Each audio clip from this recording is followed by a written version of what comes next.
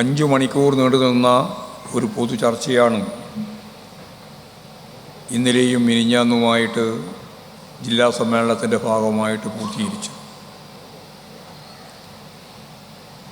പക്ഷേ ഉച്ചയാകുമ്പോഴേക്ക് തന്നെ വാർത്ത ചാനൽ ഉൾപ്പെടെയുള്ള മാധ്യമങ്ങളിൽ വന്നു തുടങ്ങി. എൻ്റെ പ്രസംഗം ഞാൻ മുണ്ടിയില്ല കേട്ടോ. സമ്മേളനത്തിൽ ഇന്നാണ് ഞാൻ സംസാരിച്ചത്. ഞാൻ ആ സമ്മേളനത്തിൽ ഒരു അക്ഷരം പറയാതിരുന്ന സന്ദർഭത്തിൽ ഞാൻ തന്നെ കാണുകയാണ്, ഞാൻ പ്രസംഗിച്ചു. കരുനാഗപ്പള്ളി ഏരിയ കമ്മിറ്റിയിലുണ്ടായ പ്രശ്നം ഉൾപ്പെടെയുള്ള കാര്യങ്ങളിൽ നേതൃത്വത്തിനെതിരായി അതിശക്തിയായ വിമർശനം ഉന്നയിച്ചു. സംസ്ഥാന സെക്രട്ടറി MP ഗോവിന്ദൻ വാർത്ത പത്രത്തിൽ, പിന്നീട് അതുപോലെ തന്നെ ചാനലിൽ. ഇതാണ് സാമ്പിള്. ഇന്നലെ മറുപടി പറഞ്ഞ് സഖാവ് MA ബേബി ഞങ്ങളുടെ സമ്മേളനത്തിൽ ചർച്ചയൊക്കെ ഉണ്ടാവും, അതിലൊന്നും നിങ്ങൾക്ക് വിചാരിക്കും സംശയം വേണ്ട. മാധ്യമങ്ങളോട് ഞാൻ കുറേ പ്രാവശ്യമായി പറയുന്നു, വിമർശിക്കാൻ ഈ കേരളത്തിലെ, ഇന്ത്യയിലെ, ലോകത്തെമ്പാടുമുള്ള പ്രശ്നങ്ങളെ അടിസ്ഥാനപ്പെടുത്തി പാർട്ടി സഖാക്കൾക്ക്, പാർട്ടി ഡെലിഗേഷന് അവകാശമുണ്ട്. കമ്മ്യൂണിസ്റ്റ് പാർട്ടി ഒരു തൊഴിലാളി വർഗ പ്രസ്ഥാനമാണ് എന്ന് പറയുമ്പോൾ ഒരു സാർവദേശീയ പ്രസ്ഥാനമാണ്.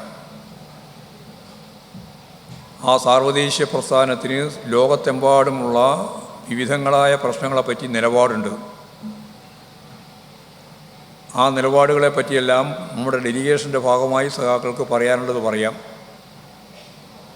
ദേശീയ രാഷ്ട്രീയവുമായിട്ട് ബന്ധപ്പെട്ട പ്രശ്നങ്ങളിലും പാർട്ടി നിലപാടുണ്ട്, അത് സംബന്ധിച്ചും ചർച്ച ചെയ്യാം. പിന്നെ പാർട്ടി ജനറൽ സെക്രട്ടറി മുതൽ താഴെ തലത്തിലുള്ള പാർട്ടി സഖാക്കൾ വരെയുള്ള സഖാക്കളെ പറ്റിയുള്ള വിമർശനമുണ്ട്, ആ വിമർശനം ഉന്നയിക്കാം. പാർട്ടി സംസ്ഥാന സെക്രട്ടറിക്കെതിരായിട്ട്, മുഖ്യമന്ത്രിക്കെതിരായിട്ട്, കേരളത്തിലെയും അതുപോലെ തന്നെ ഇന്ത്യയിലാകെയുമുള്ള പാർട്ടി നേതൃത്വത്തിൻ്റെ ഭാഗമായിട്ട് നിൽക്കുന്നവർക്കെതിരായിട്ട് വിമർശനം ഉന്നയിക്കാം. ഇനി ഒന്നുകൂടി ഞാൻ ശരിയായിട്ട് പറഞ്ഞാൽ, വിമർശനം ഉന്നയിക്കാം എന്ന ഒരു അഴകുഴമ്പൻ വിശദീകരണമല്ല. വിമർശനവും സ്വയം വിമർശനവും ഈ പാർട്ടിയുടെ ജീവശ്വാസം പോലെ വളരെ പ്രധാനപ്പെട്ട അനിവാര്യതയുള്ള ഒന്നാണ്. വിമർശനത്തിന് വിധേയമാവാത്ത, വിമർശനം ഏറ്റുവാങ്ങേണ്ടി വരാത്ത ഒരു പാർട്ടി നേതാവും പ്രവർത്തിക്കുന്ന മേഖലയിൽ ഒരിക്കലും ഉണ്ടാവില്ല. ഞങ്ങളുടെ വിമർശന രീതി മറ്റേതെങ്കിലും ഒരു പാർട്ടിക്കുള്ളതല്ല, ഞങ്ങൾക്ക് മാത്രമുള്ളതാണ്.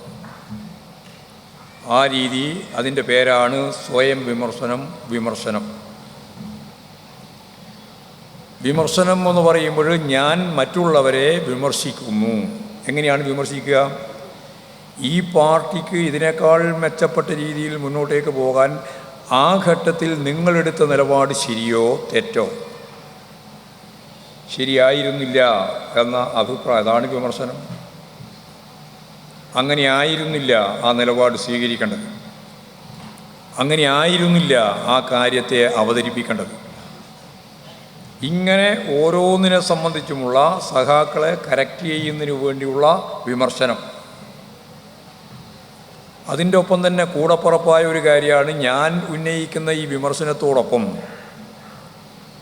ഞാൻ ചെയ്ത ഇക്കാലത്തെ ഈ 3 കൊല്ലക്കാലത്തെ പ്രവർത്തനത്തിൽ യഥാർത്ഥത്തിൽ ഈ പാർട്ടിയെ ആകെ മുന്നോട്ടേക്ക് നയിക്കുന്നതിന് വേണ്ടിയുള്ള എൻ്റെ സംഭാവനയിൽ ഇന്ന തെറ്റ്, ഇന്ന പിശക് ഞാൻ സ്വയം ഈ പാർട്ടിയുടെ മുമ്പിൽ വെച്ച് തിരുത്തുന്നു. സ്വയം വിമർശനമാണ്. ഈ സ്വയം വിമർശന രീതി കമ്മ്യൂണിസ്റ്റ് പ്രസ്ഥാനത്തിൻ്റെ ഏറ്റവും ശ്രദ്ധേയമായ ഒരു പ്രവർത്തന സ്വഭാവമാണ്.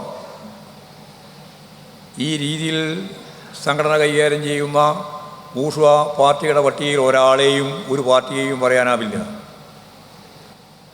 അതുകൊണ്ട് ഞങ്ങളെ സംബന്ധിച്ചിടത്തോളം വിമർശിക്കുന്നു, മുഖ്യമന്ത്രിയെ വിമർശിക്കുന്നു, പാർട്ടി സെക്രട്ടറിയെ വിമർശിക്കുന്നു, വലിയ ബാധകം. അതാണ് ഈ പാർട്ടിയുടെ മെറിറ്റ്. മുഖ്യമന്ത്രിയായാലും പാർട്ടി സെക്രട്ടറി ആയാലും അഖിലേന്ത്യാ സെക്രട്ടറി ആയാലും മുഖത്ത് നോക്കി ആ പാർട്ടിയെ സംബന്ധിച്ചിടത്തോളം, പാർട്ടി നേതൃത്വത്തെ സംബന്ധിച്ച്, ഗവൺമെൻറ്റിൻ്റെ ഏറ്റവും പ്രമുഖനായിട്ടുള്ള മുഖ്യമന്ത്രിയെ സംബന്ധിച്ച് പറയാനുള്ള കഴിവുണ്ടല്ലോ, ശേഷിയുണ്ടല്ലോ, അതാണ് ഈ പാർട്ടിയുടെ കരുത്ത് എന്ന് നിങ്ങൾ മനസ്സിലാക്കിക്കോ. അതില്ലെങ്കിൽ ഈ പാർട്ടിയില്ല, ഈ പാർട്ടിയുടെ വളർച്ചയില്ല, ഈ പാർട്ടിയുടെ നിലനിൽപ്പില്ല. അതുകൊണ്ട് കേരളത്തിലെ പാർട്ടി അതിൻ്റെ എല്ലാ അർത്ഥത്തിലും സ്വയം വിമർശനവും നടത്തിയിട്ട് തന്നെയാണ് മുന്നോട്ടേക്ക് പോവുക. ഇതൊന്നാമത്തെ ജില്ലാ സമ്മേളനമാണ്. ഇനി 13 ജില്ലാ സമ്മേളനമുണ്ട്.